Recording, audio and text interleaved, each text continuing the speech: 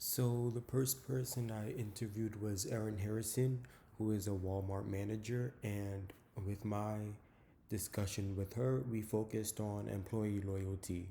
So, how do you adapt to company changes? One thing that Erin Harrison had put a focus on was introducing them to company changes in advance. Like, let them know these changes, what these changes mean, and why they're being made. This way, your team will gather an understanding of why these changes are important and why it's important to follow the procedure. The next question I had for Erin was, what are the pros and cons of working in customer service? She had said that working in customer service had personally built up her own character, and she knew that she was a people's person and she was into ethics and the well being of others. So she wanted to create a career out of human resources.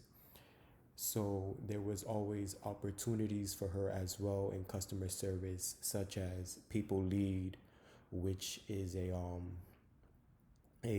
Walmart career specific to Walmart, or human resources manager, which is, universal in many different companies. The third question I had for her is, what makes you stick with the company for so long? And she had mentioned, when applying for a job, it is important to look at opportunities for growth. Nobody wants to work at the same job in years and never see a promotion.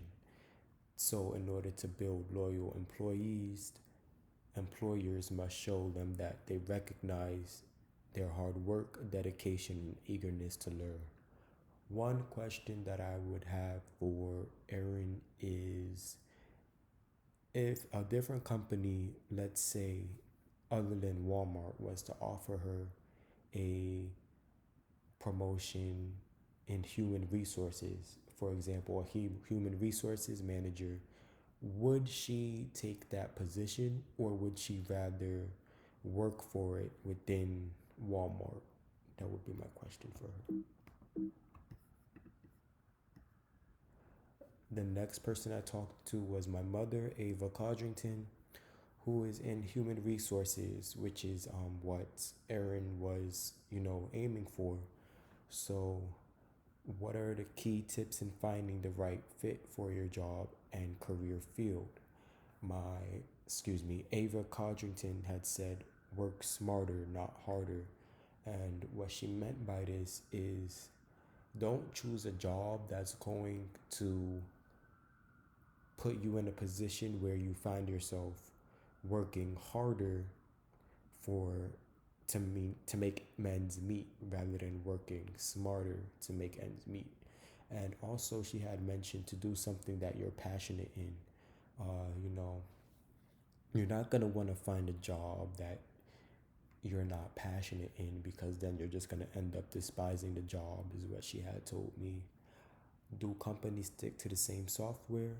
Sometimes companies can stick to the same software, however, this is not always the case. Having an educational background can help you get over the challenges when dealing with different software. Like, um, it's like reaching a goal in different ways. So, you may go to the gym, but you don't always work on the same body part. So, in short, companies don't always stick to the same software, but when you have a common goal, that helps out. Um, how do you adapt to software changes as you change jobs? Often, adapting to different software can be the hardest part as you change jobs. Sometimes you want to take what you learned from your old job and apply it to your new job, and sometimes they simply will not allow that to happen, which can be a bit frustrating, especially if you know for sure that there's a simpler way of doing things.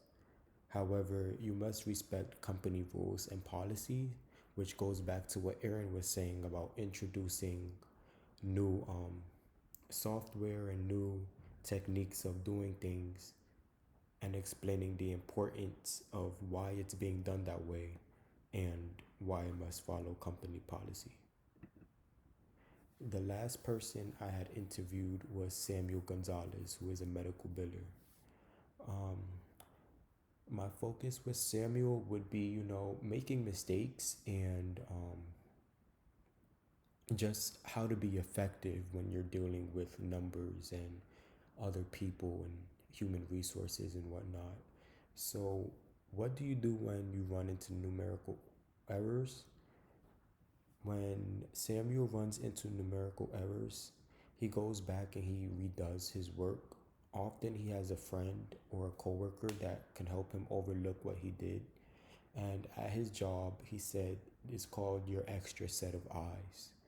Um, Samuel uses Cerner, which is an easy software for him to understand. He trains his new employees in it, and he said that they get it immediately. And when I asked Samuel how himself or his business can improve productivity, he claimed that they were already very effective in productivity because everyone has a quota of claims they must complete within a day. And often he tries to complete as many claims as he can, going above and beyond. And when he's done with his work, he'll go and help his coworkers meet their quotas by helping them with their own assigned claims. One question I will have for Samuel is, do you find yourself getting annoyed having to help others that you work with? I know some people work better as an individual and some people work better as teams. And it seems for Samuel that he works in the team when he has to help his coworkers meet their quotas. So that would be one question I would have for him.